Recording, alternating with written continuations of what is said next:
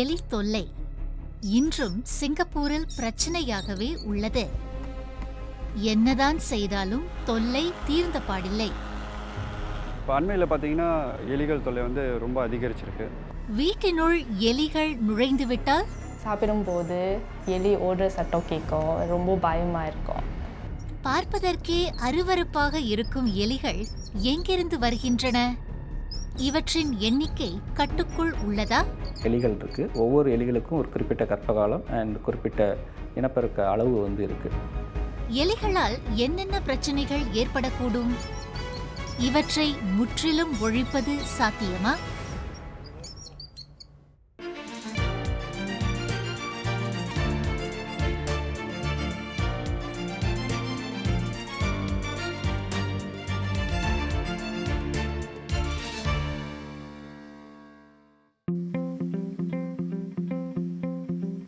திவ்யா இந்த வீட்டில்தான் இவர் பல ஆண்டுகளாக வசித்து வருகிறார். ஆனால் அண்மையில் ஓர் அழையா விருந்தாளி வீட்டினுள் நடமாடுவதை உணர்ந்தார். சம்டைம்ஸ் சாப்பிடும்போது எலி ஓடுறது பார்க்க முடியும். மழை தூரும்போது அது இன்னும் அதிகமாக பார்க்க முடியும். நிறைய சத்தம் இருக்கும். இங்கே ஒரு ஃபால்ஸ் சீலிங் இருக்குது. அதான் ராத்திரியில் நிறைய எலி ஓடுறது சத்தம் கேட்கும். ரொம்ப லவுடாக இருக்கும். சம்டைம்ஸ் எலி ஓடும்போது அது கீழே வழுக்கி விழும். ஸோ அந்த சத்தம் டூம் இருக்கும். அது ரொம்ப பயமாக இருக்கும். நம்ம நல்லா சாப்பிடும்போது சன்னி ஒரு டூம் கேட்டால் எல்லாருக்கும் பயமாக இருக்கும். மழைக்காலத்தில் எலிகள் தங்கும் பொந்துகளில் தண்ணீர் தேங்கும் வாய்ப்புள்ளது.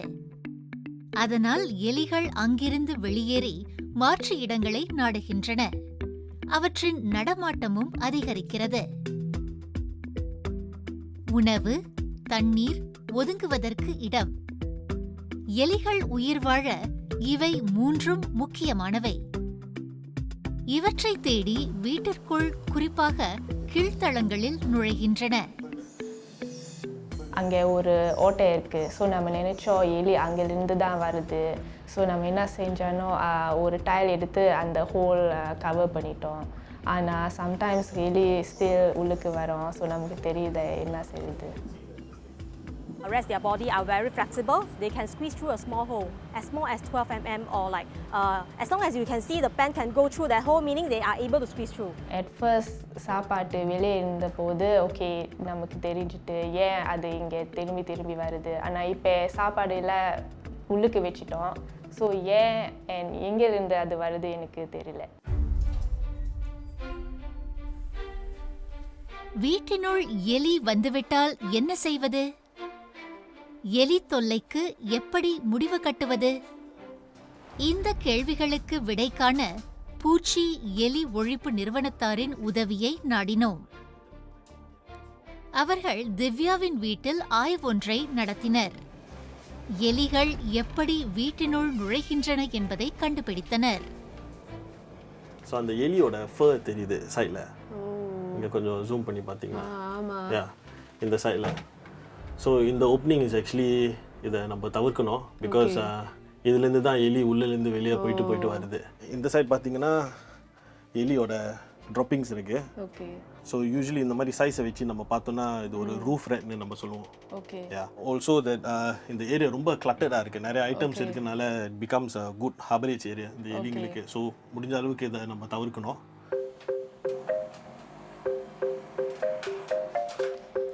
அண்ட் அந்த என்ட்ரி அண்ட் எக்ஸிட் பாயிண்ட்குள்ளே அதுக்கு அந்த ரூமுக்கு லிங்க் ஆகும். ஸோ இஃப் ரோடன்ஸ் அந்த ரூமில் தெரிஞ்சிச்சுன்னா கண்டிப்பாக இந்த ரூட்டை தான் யூஸ் பண்ணியிருக்கேன். Rats, they have these incisor teeth in front, that one pair of incisor teeth that never stop growing.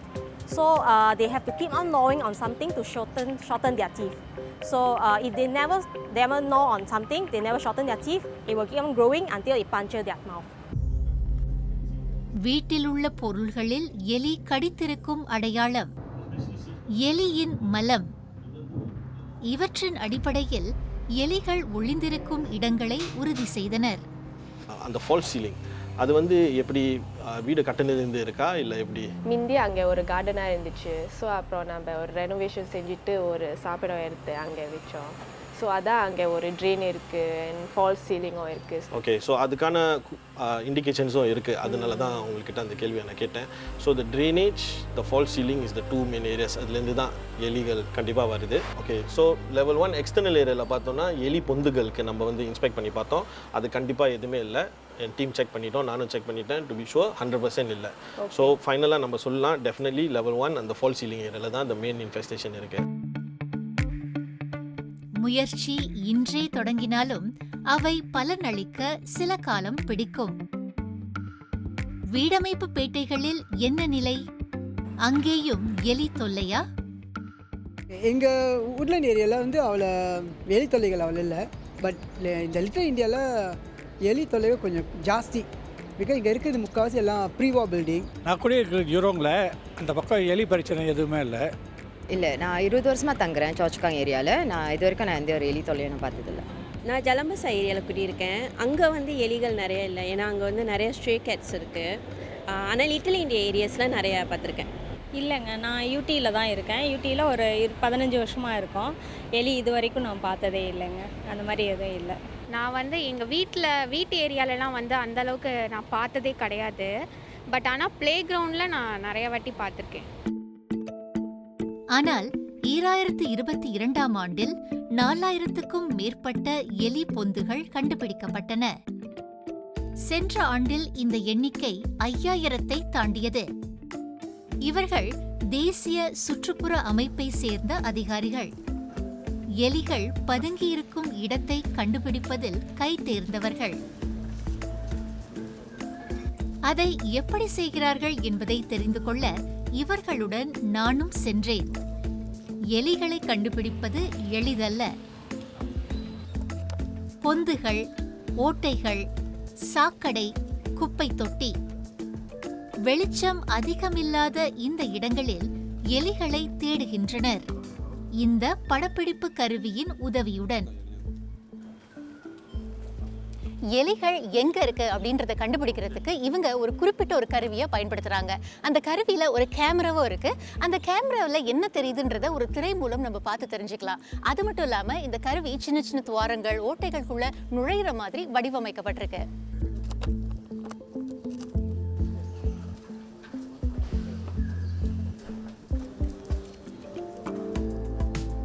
Infrared எனும் அகச்சிவப்பு படப்பிடிப்பு கருவி இது. இதை சாக்கடைக்குள் நுழைக்கின்றனர்.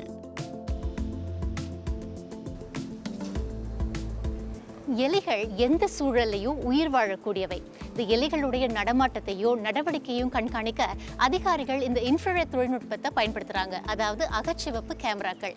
இந்த கேமராக்கள்ல பதிவாகும் காணொளிகளை ஒவ்வொரு வாரமும் அதிகாரிகள் கண்காணிக்கிறாங்க.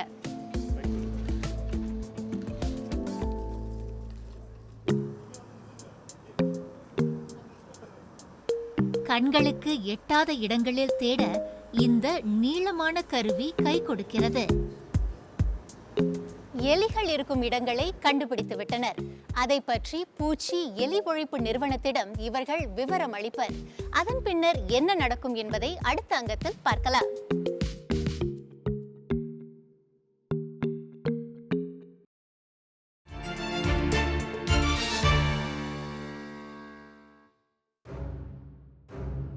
இவர்கள் பூச்சி எலி ஒழிப்பு நிறுவனம் ஒன்றை சேர்ந்தவர்கள். சிங்கப்பூரில் இது போன்ற நிறுவனங்கள் சுமார் 400 உள்ளன. அண்மையில் எலி தொல்லை பற்றிய புகார்கள் அதிகரித்துள்ளதாக கூறுகிறார் இவர். அதிலும் இரவு நேரத்தில்தான் எலி நடமாட்டம் அதிகம் இருக்கும். They are called the nocturnal creatures lah. That's why they are more active during the night, right? So, meaning to say, if you see the activities during the day, that means the infestation level is high. Okay. If you see them during the day, but normally they're supposed to be at night only. எலி மிக துரிதமாக இனப்பெருக்கம் செய்யக்கூடிய விலங்கு. 2 ஆண்டுகளில் 2 எலிகள் 2 million எலிகளாக பெருகும் வாய்ப்புள்ளது. அதனால் எலிகளின் எண்ணிக்கையை கட்டுப்படுத்தும் முயற்சிகள் துரிதமாக நடத்தப்படுவது அவசியம்.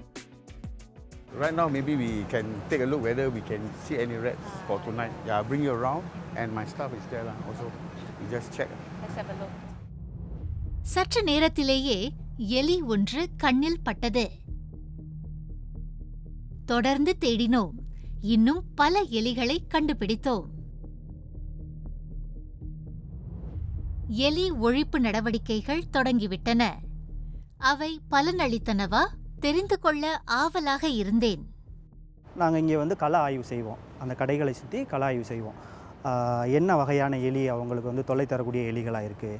ஏன்னா சிங்கப்பூரை பொறுத்த வரைக்கும் 3 விதமான எலி வகைகள் இருக்குது. ஒன்று வந்து நார்வே ரேட், சிவர் ரேட்னு சொல்லுவோம். அது வந்து தமிழில் வந்து பெருச்சாளி அப்படின்னு சொல்லக்கூடிய எலி வகை. அடுத்து வந்து ரூஃப் ரேட் அப்படிங்கிற ஒரு எலி வகையும், அடுத்து சுண்டெலி அப்படிங்கிற ஒரு எலி வகையும் இருக்குது. இந்த சுண்டெலிங்கிறது வந்து பெரும்பாலும் கடைக்கு உள்ளே இருக்கக்கூடிய எலி. அது வந்து வெளியில் வந்து நடமாட்டம் அதிகமாக இருக்காது. கடைக்கு உள்ளே இருக்கக்கூடிய எலி பேர் சுண்டெலி.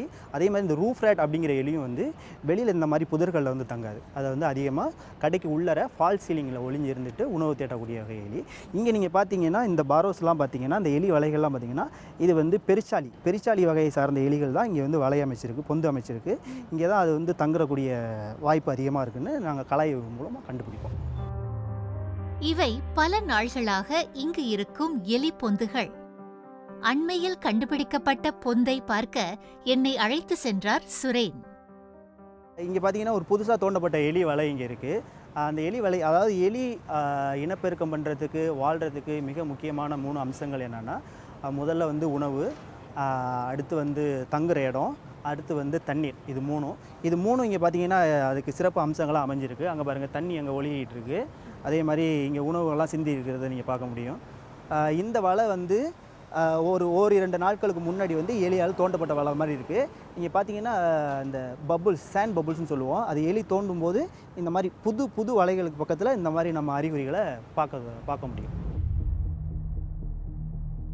உங்கள் வீடமைப்பு பேட்டைகளில் இம்மாதிரியான அறிகுறிகளை பார்த்தால் நகரமன்றத்திற்கு தகவல் அளிக்கலாம். ஓகே, இந்த எலி வலைகளில் இருக்கக்கூடிய எலிகளை அழிக்கிற முறையாக நம்ம டஸ்டிங் அப்படிங்கிற ஒரு முறையை நம்ம வந்து கையாளுறோம். இது எப்படி செயல்படுது அப்படின்னா, இந்த ஸ்ப்ரேயரை கொண்டு நம்ம அதில் வந்து மருந்து, எலிகளை கொல்லக்கூடிய அந்த மருந்தை பயன்படுத்தி அந்த மருந்தை வந்து எலி வலைக்குள்ளே நம்ம செலுத்துகிறோம். அந்த எலி வலை முழுவதும் அந்த மருந்தானது படிஞ்சு எப்பெல்லாம் அந்த எலியானது வெளியிலையும் உள்ளேயும் போயிட்டு வருதோ அப்போ வந்து அது உடம்புல அந்த மருந்து முழுவதும் அது உடம்புல படிஞ்சிரும். எலிக்கு வந்து ஒரு குணாதிசயம் இருக்குது. அது எப்போவுமே தன்னை வந்து ரொம்ப தூய்மையாக வச்சுக்கவும். பகல் நேரங்கள் முழுவதும் எலி வந்து ஓய்வு எடுக்கவும் தன்னைத்தானே பராமரித்து கொள்றதுக்கான நேரத்தை ஒதுக்கிட்டு இரவு நேரங்களில் மட்டும்தான் அது உணவு தேட வெளியில் வரும்.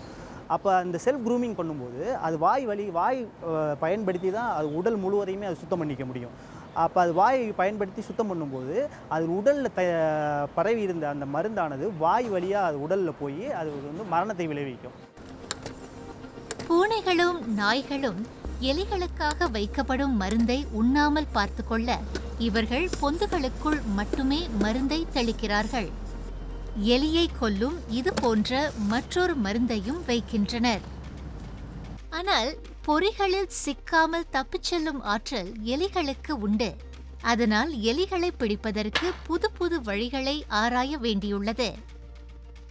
ஒவ்வொரு பில்டிங் பெரிமீட்டரில் பார்த்தீங்கன்னா இந்த வகையான கருப்பு நிற பெட்டிகள் ஒவ்வொரு கம்பெனிகளுடைய முத்திரையோடு அது வந்து இருக்கும். இதில் வந்து நம்ம எலிகளுக்கான பாய்சனை வந்து நம்ம வந்து இதில் ஃபிக்ஸ் பண்ணி வைப்போம். தொழில்நுட்பத்தின் உதவியுடன் சாதாரண எலி பொறிகளை மேம்படுத்தியுள்ளனர் இவர்கள். இந்த பெட்டிகளில் வந்து நம்ம வந்து இதில் எலிகளுக்கான பெயிட்டை வந்து நம்ம ஃபிக்ஸ் பண்ணிடுவோம். ஃபிக்ஸ் பண்ணிவிட்டு நம்ம வந்து எப்போ எலிகள் வந்து உள்ளே வந்து இந்த பெயிட்டை வந்து உணவு உட்கொண்டாலும் நமக்கு இதோட டேட்டா வந்து ஜென்ரேட் ஆகும். ஹவ் மச் தே கன்சியூம், இப்போ வந்து எம்டியாக இருக்குதா அப்படிங்கிறத கூட நீங்கள் இந்த பெட்டியை திறக்காமலேயே நீங்கள் வந்து டேட்டாஸ் கலெக்ட் பண்ணலாம். எலிகள் எங்கே சுற்றித் திரிகின்றன எனும் தகவலை சேகரிக்க அதிகாரிகள் நேரடியாக செல்ல வேண்டியதில்லை. இருந்த இடத்திலேயே தகவலை பெற இந்த கண்காணிப்பு கருவிகள் உதவுகின்றன. இந்த க்ளூ போர்டில் எந்த விதமான எலிகள் இல்லை எந்த மூவ்மெண்ட் இருந்தாலும் இந்த சென்சார் வந்து ட்ரிகர் ஆகும். இந்த சென்சார் ட்ரிகர் ஆன உடனே is a mobile of phase. மொபைலுக்கு வந்து நமக்கு வந்து சிக்னல் வரும், is a message. So that நம்ம வந்து அடுத்த நம்மளோட சர்வீஸ் ஃப்ரீக்வன்சி வீக்லி அப்படின்னு இருக்கும்போது ஒருவேளை அந்த எலியானது அந்த க்ளூ போர்டில் மாட்டியிருந்ததுன்னா 1 வாரம் கழித்து நம்ம பார்ப்போம். இந்த பொறிகள் வாரத்திற்கு ஒரு முறை சோதிக்கப்படுகின்றன. அதில் ஏதேனும் எலிகள் சிக்கி மாண்டுவிட்டால் உடல் அழுகி துர்நாற்றம் வீசக்கூடும், ஈக்கள் மொய்க்கும்.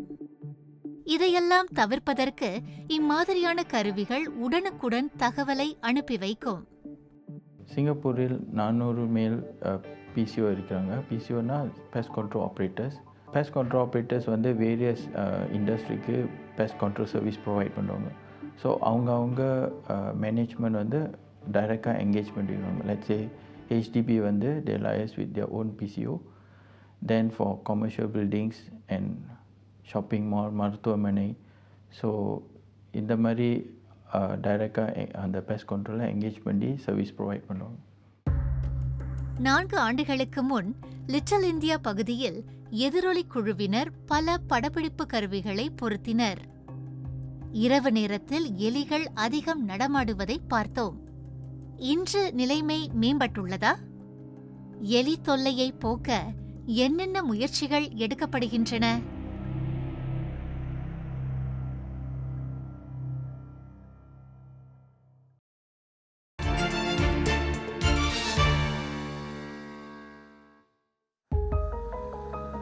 தனியார் வீடுகளிலும் வீடமைப்பு பேட்டைகளிலும் எலிகள் படையெடுப்பதை பார்த்தோம். உணவுப் பொருள்களை விற்பனை செய்யும் இந்த கடைகளை எலிகள் விட்டு வைக்கவா போகின்றன?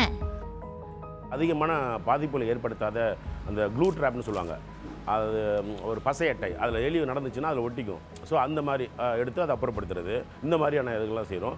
ஸோ இந்த விஷமருந்து கூட அது எப்படின்னா வந்து அதிக வீரியம் குறைவான மருந்தை தான் நம்ம பயன்படுத்துகிறோம். ஏன்னா மக்கள் வந்து பயன்படுத்துகிற உணவுப் பொருட்கள் இருக்கிறதுனால அதுக்கு பாதிப்புகள் வரக்கூடாதுன்னு சொல்லிட்டு அந்த மாதிரியான மருந்துகள் மட்டும்தான் நம்ம பயன்படுத்துகிறோம்.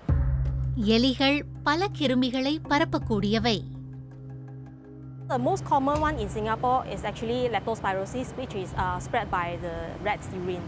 So the bacteria spread through the rat's urine, like contaminate the food, the water source, which indirectly cause a problem to human.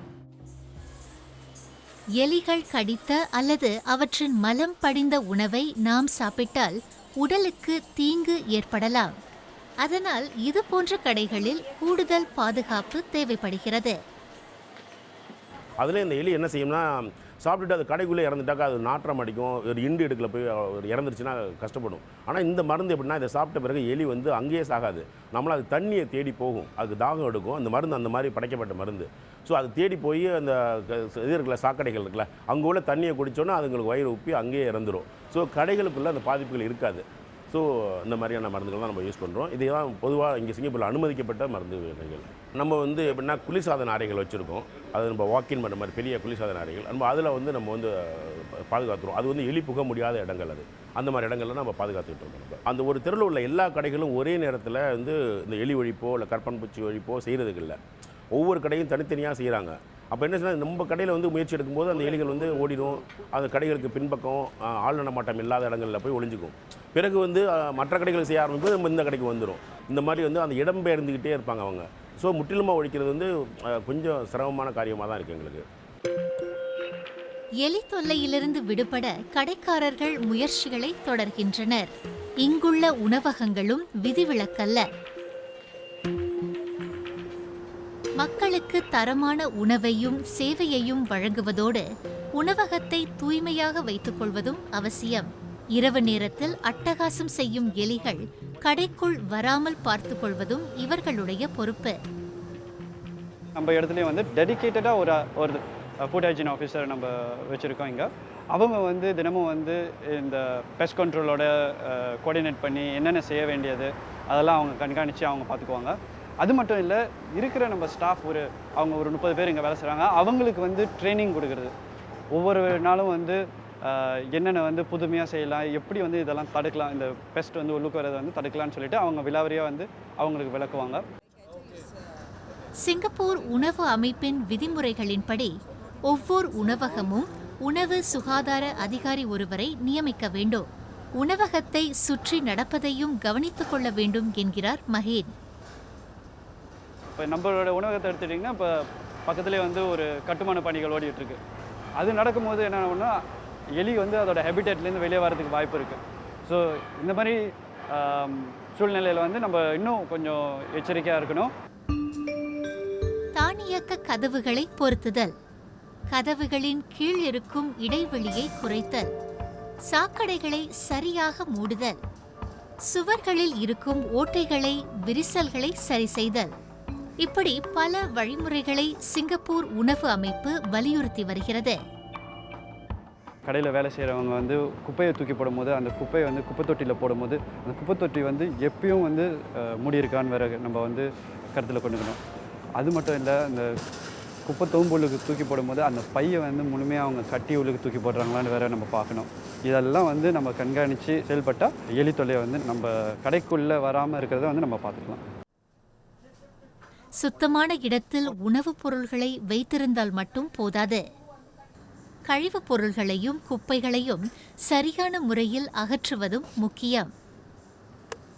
குப்பைகள், அந்த குப்பை தோம்பை வந்து இரவு நேரத்தில் வந்து மூடாமல் விட்டது, முறையான இந்த குப்பைகளை வீசாமல் விட்டது, இதெல்லாம் வந்து இரவு நேரத்தில் வந்து எலிகளை அதிகரிக்க நிறைய காரணம் வந்திருக்கு. எலிகள் எப்படி கடை உள்ளே வருது சொன்னாக்க, இந்த கடைகள் பின் கதவு வந்து அதிக நாளில் வந்து ஏன்னா திறந்தே இருக்கும். ஸோ நம்ம கடை உரிமையாளர் நாங்கள் சொல்லுவோம், அந்த கடை பின் கதவு மூடியே வைங்க. எலி உள்ளே வர்றதுக்கு வழி இருந்துச்சுனாக்கா எலிகள் வந்து உள்ளே வந்து கடைக்குள்ளே வந்துடும். கடை உள்ளே வந்துட்டால் உள்ளே தான் இருக்கும். அதுக்கு வந்து உணவு, தண்ணி, ஒளிகிறதுக்கு இடம், எல்லா வசதியும் அங்கே அமைஞ்சிடும். லிட்டில் இந்தியாவில் பல உணவகங்கள் உள்ளன. உணவுப் பொருள்களை விற்கும் கடைகளும் உள்ளன. அதனால் எலிகள் வருவதை தவிர்க்க முடியாது. ஆனால் அவற்றை கட்டுப்படுத்த முடியும். அரசாங்கம் அவங்க பங்கை கொஞ்சம் அதிகரிக்கிறது ரொம்ப முக்கியம். ஏன்னா இந்த எலிகள் அதிகபட்சம் வந்து பொது இடத்துல அந்த லொங்காங், இந்த ட்ரெயின்ஸில் தான் அதிகமாக இருக்குது. இது வந்து பொது இடங்கள். இது வந்து கடை உரிமையாளர்கள் வந்து கடைக்குள்ளே கடை பின்னால் தான் நாங்கள் வந்து பண்ணிட்டு இருக்கோம் பல்வேறு முறைகள் வச்சுட்டு. ஆனால் பொது இடங்கள் வந்து எலிகள் இருக்கும்போது அந்த SFA, NEA இவங்க அரசாங்க டிபார்ட்மெண்ட் தான் வந்து அதிகமாக கண்ட்ரோல் பண்ணுறது வந்து ரொம்ப உதவியாக இருக்கும்.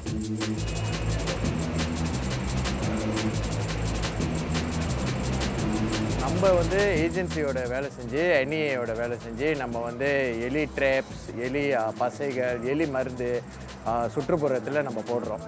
ஸோ நீங்கள் பார்த்தீங்கன்னா இப்போ வந்து டன்லாப் ஸ்ட்ரீட்டில் வந்து நம்ம வந்து ஒரு சென்ட்ரல் பின்னிங் சென்டர் வச்சுருக்கோம். ஸோ முந்திலாம் பார்த்தீங்கன்னா குப்பையெல்லாம் கடை வெளியே, கடை பின்னாடி போடுவாங்க. ஸோ இப்போ நம்ம ஏஜென்சிங்களோட வேலை செஞ்சு இப்போ வந்து ஒரு சென்ட்ரல் பின்னிங் சென்டர்னு இருக்குது டன்லாப் ஸ்ட்ரீட்டில். அதே போல் வந்து நீங்கள் பார்த்தீங்கன்னா இப்போ நம்ம NEAயோட ஒத்துழைத்து இப்போ லிட்டில் இந்தியாவில் மட்டும் குப்பையை எடுப்பதற்கு 2 வாட்டி வராங்க. மற்ற இடத்துல நீங்கள் பார்த்தீங்கன்னா 1 வாட்டி தான் வருவாங்க. ஆனால் லிட்டில் இந்தியாவில் காலை 9 மணியும் இரவு 11:30 மணிக்கு வராங்க. ஸோ இந்த மாதிரி முயற்சிகள் நம்ம தொடர்ந்து எடுப்பதுனால வந்து இந்த எலி பிரச்சனை கொஞ்சம் குறைந்திருக்குன்னு சொல்லணும். ஏன்னா லிட்டில் இந்தியாவில் வந்து மொத்தமாக ஒழிக்கவே முடியாது, எங்கேயுமே மொத்தமாக ஒழிக்க முடியாது. ஆனால் நம்ம ஒத்துழைத்து கடைக்காரர்களும் நம்மளும் ஒத்துழைத்தால் வந்து நிச்சயமாக இதுக்கு ஒரு முடிவு காணலாம். வீட்டில் குடியிருப்போர் மட்டுமல்ல, உணவகத்தை நடத்துவோரையும் விட்டு வைக்கவில்லை இந்த எலி தொல்லை. எலிகளை முழுமையாக ஒழிப்பது சாத்தியமில்லை என்ற போதும் அவற்றின் எண்ணிக்கை பெருகாமல் பார்த்து கொள்ள முடியும். எலிகளுக்கு தேவைப்படும் உணவு, தண்ணீர், ஒதுங்குவதற்கான இடங்களை நாம் குறைக்கலாம். எலி தொல்லை மோசமாகினால் நகரமன்றத்தையோ பூச்சி எலி ஒழிப்பு நிறுவனத்தையோ நாடலாம். நான் ஹர்னிதா, நன்றி, வணக்கம்.